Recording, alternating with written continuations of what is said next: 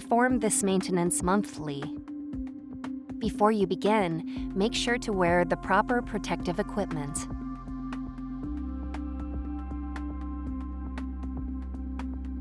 Wipe down the cable carriers and check their interiors for any damage.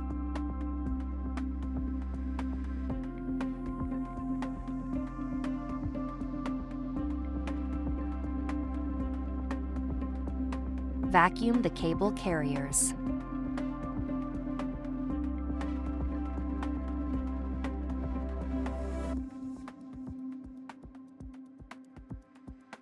Open this door. Clean each part.